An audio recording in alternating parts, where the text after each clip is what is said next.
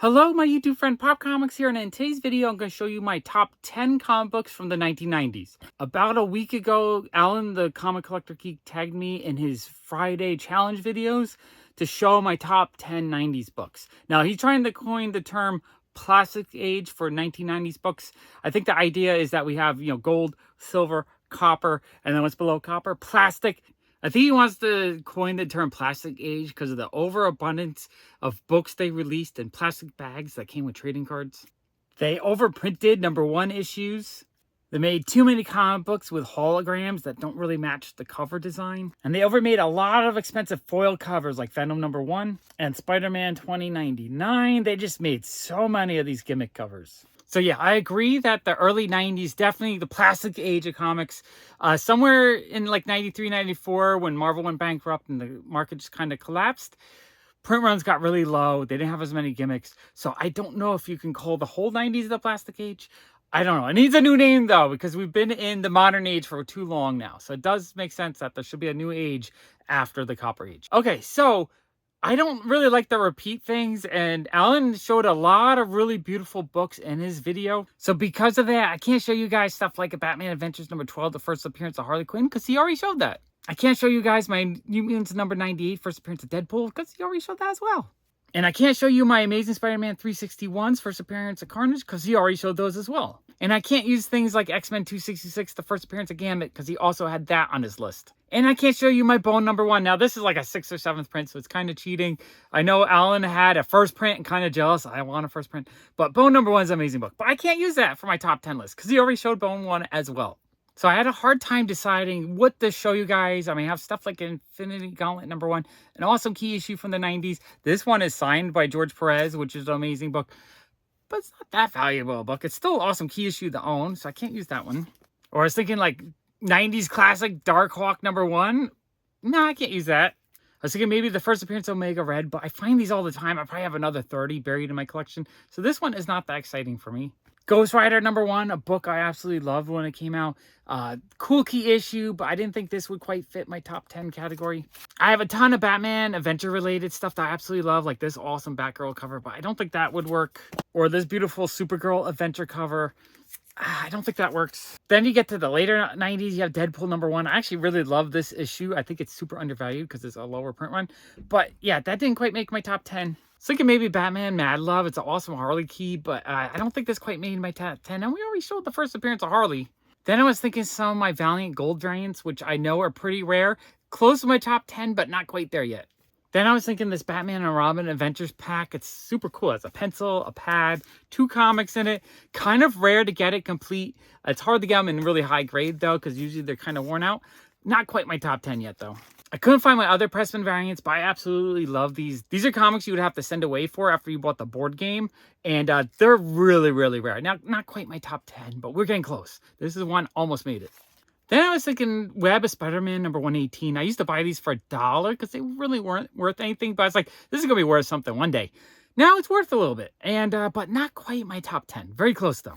Then I was thinking maybe Spawn #1, a newsstand edition. This really is the rare version of Spawn #1 that you want to find. This one's a lower grade copy, but I was still thrilled to find it at my local comic shop. But not quite my top 10 yet. Then I was thinking maybe Stars and Stripes #0, first appearance of her. I love female superheroes and I love robots. It's such a cool cover. This issue does have some value, but I didn't think it was quite my top 10. Okay, I think I'm ready for my top 10. I think number 10 would be Johnny the Homicidal Maniac #1. I absolutely love pulling this book out of dollar bins. I haven't paid more than $1 for all 4 of these. I have probably 5 or 6 more somewhere buried in my collection. I couldn't find my first print. These are all different printings, so the later printings aren't worth that much. This is a second print signed by Johan Vasquez. I absolutely love this book, so this is my number 10. All right, number 9 would be my Punisher #102. This is near the end of the line. I think 104 is how many issues they went to. So the print run on this is very low. It has a really awesome cover. This is not a cheap issue. This is probably like a $75 to $150 issue. Amazing book. I love them, and I just happen to have 2. Okay, number 8 would be Omega Man #21, first full appearance of Hellboy. Now, Allan had showed his cameo first appearance in the San Diego Comic-Con guide. I couldn't find my copy. I know it's floating around somewhere in my collection. I believe it's with my Jeff Darrow stuff. But I am thrilled to have this copy. I bought this copy from my friend Sean years ago. I think I actually he had just a whole pile of stuff. I went through it really quickly, and I just gave him like $1 book. I wasn't even really paying attention so much. And then Allison's like, "Oh, wait, I think that's Hellboy's first appearance." I'm like, "You are right." So I gave him another, I think like $10 at the time. It was probably like a $20 issue. I was giving him about half price. And so he was happy that I actually paid him more because we caught it. And I was happy to get it for cheap. Now it's like $100 issue. Very cool book. My number 7 is the winter edition of the Marvel Superheroes book. This is the first appearance of Squirrel Girl. I have 2 copies. I actually would buy more copies of this if I saw them cheap. I think I paid, I think this is a newsstand. I paid 2 for that. And I think I paid like 100 or so for that one more recently. Love this book. Such a great key issue. Number 6 would be my Spider-Man 2099 number 1. This is the action figure variant. This is the one that came with the Spider-Man 2099 action figure in the front of it. This is really hard to find in good shape. It's really hard to find in general. I'm not sure how high the value is right now on it but it's definitely a key issue to pick up if you see it cheap. My number 5 is What If number 105, the first appearance of Spider-Girl. I love my female superheroes. A super cool key issue to find. My number 4 would be Harbinger number 1. I remember when this issue came out in the early 90s and people went insane. This book immediately went to like $100 back then. I think it peaked at like 200. Then the market crashed and the value plummeted on this, but it's risen over $100 in the last 10 years. I think it's just a really cool key issue and it's definitely one to add to your collection. Number 3 would be Super Mario Brothers number 1. I love nostalgic books that hit in more than one place. It's not just a comic key, but it's a video game related key. I think video game comic books will become the hot thing or the thing that will have the most value in the next 10 to 20 years. So people won't be paying big money for, Spider-Man. They'll be paying big money for Mario. So I love this book. Amazing key issue. Okay, my number 2 book is an amazing book. It's Creature of the Id. It's a one-shot book. It's the first appearance of Frank Einstein, I believe, who becomes Madman. It was a character created by Michael Allred. Michael Allred is one of my all-time favorite artists. So because this is such a big Michael Allred key book, probably like a $200 to $300 book, this is one that I am thrilled to have in my collection. Now, I didn't realize I owned it. It was one that was high on my want list that I've been bidding on the last 2 years. And I looked through a random box of indie books I bought like 10 years ago. And I was flipping through it and I was like, holy crap, that's in there.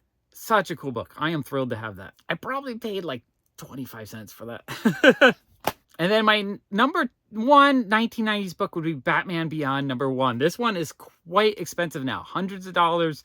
Absolutely love all this 90s Batman related stuff. So the Harley Quinn, the Batman Beyond, all this stuff I am thrilled to have in my collection. I have most of it, I think, but this is definitely the one that people are paying the big bucks for. So super awesome key. I am thrilled to have it in my collection. And I bought it like for $1 before it was really worth anything.